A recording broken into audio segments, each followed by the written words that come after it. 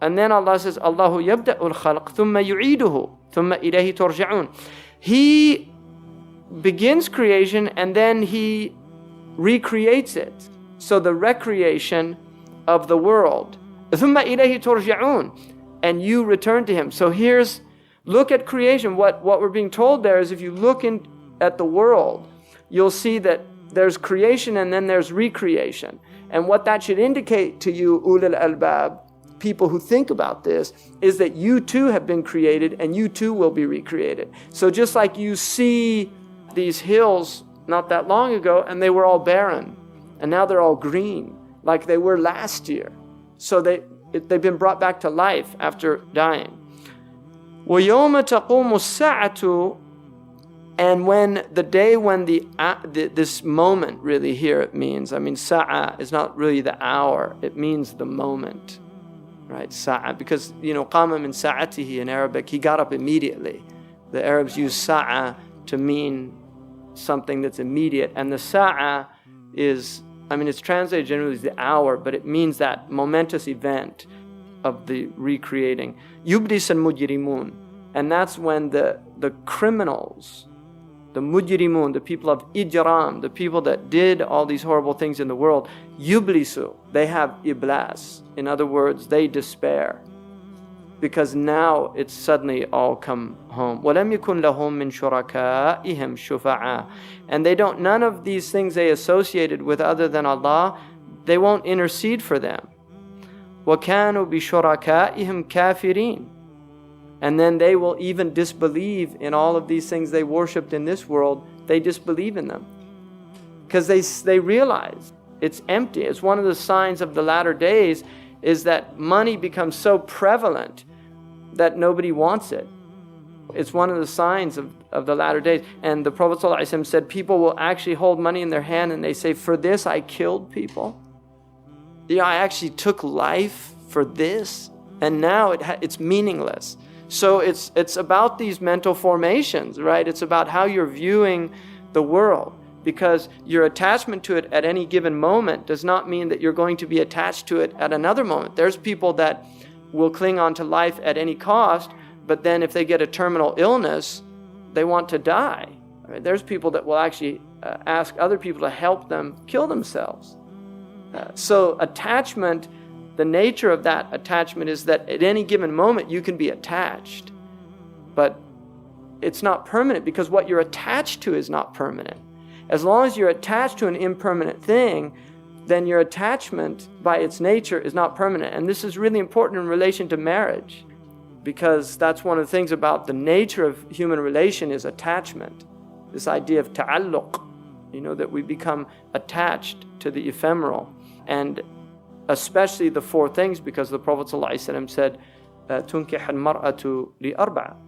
A woman is married for four things. He's speaking to the men. A woman is married because of four reasons: لِجَمَالِهَا وَلِمَالِهَا وَلِنَسَبِهَا أَوْ لِحَسَبِهَا وَلِدِينِهَا, for her beauty, for her wealth, for her lineage. And then he said, and for her deen, her relationship with Allah. And then he said, فَظْفَرْ بِذَاتِ الدِّينِ تَرِبَتْ يَدَاكَ. Fadfar means, dhafar in the Arabic language is really to achieve, to attain, but it has the idea of attaining something really valuable. The Arabs don't use it. He said, attain this woman of deen and may you have success. Because the thing about deen, those other three things are impermanent. They don't survive the world. Whereas deen, according to our understanding, it survives the world. So your wealth doesn't survive the world, your beauty doesn't survive the world, and your lineage doesn't survive the world, because when the nafkha happens, the Quran says, La ansaba bainahum yawma idhin. There's no lineage between them. Ibn Abbas was asked about that in relation to the Prophet's family, and he said that's in the first nafkha. In the second nafkha, then when the intercession happens, there is benefit in that, because people have intercession. And obviously the Prophet ﷺ is the first and foremost. And then it says, وَيَوْمَ تَقُمَ السَّاعَةُ يَوْمَئِذٍ يَتَفَرَّقُونَ. And the day when this momentous event occurs, on that day, they will be sundered. They will be dispersed into groups, there's no unity then. So the thing about the nature of this world is the group mentality, what Ibn Khaldun called the asabiyya, that every group has this idea of asabiyya, that I'm part of a people, and you hold on to that pride, the tribal mentality, which Islam really came to remove that idea of. It doesn't mean to reject the people, to reject the clan, but it means not to see the clan as your ultimate reality, because the clan is incidental to your true nature. The Ethiopian cannot change his color and the leopard cannot change his spots, like the Bible says. Is that the outward, it's only incidental to you. And as long as you're in the world, that's part of your reality. But if you make that your ultimate, if you identify yourself by this outward form, then you're in a state of delusion. And that's why the Prophet ﷺ said that somebody asked him about asabiyya, and he said, it is to tu'inu qawmaka ala dhulm. It is to help your people do wrong. That's what's prohibited. In other words, it's not prohibited to help them do good. And it's also not prohibited to be concerned about your people first and foremost, because they're your people and that's important, and Allah made that for a reason. So you should have a concern about your clan or your family. Al-aqrabun awla bin ma'ruf. Those closest to you have more right to your good than those in a distance. So there's nothing wrong with that. But the asabiyya is that when your clan overrides your principles. That's what is being condemned in Islam, is that tribalism. So that's all over. People will come even to their parents. Nafsi, nafsi. That's all over. So in this world, that plays a very important role. And you can see how just in socioeconomic stratification in societies, how important clan, even in this culture, which might not be as severe as other cultures, because there's a kind of upward mobility, right? In some cultures, there's no upward mobility. You're stuck.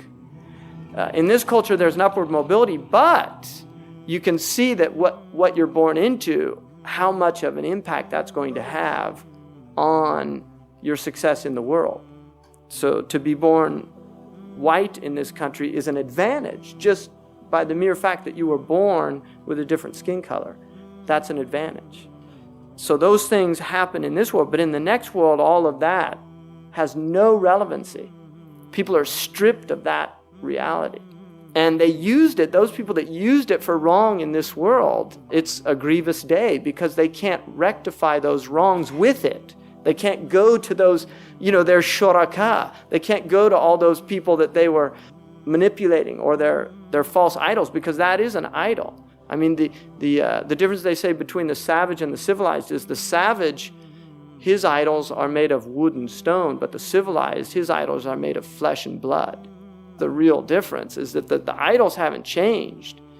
They're still idols, but it's just the form changes. And then he says, as for those who disbelieved and denied our revelation, denied the meeting of the hereafter, such will be brought to this adhab, this state of total alienation and distress.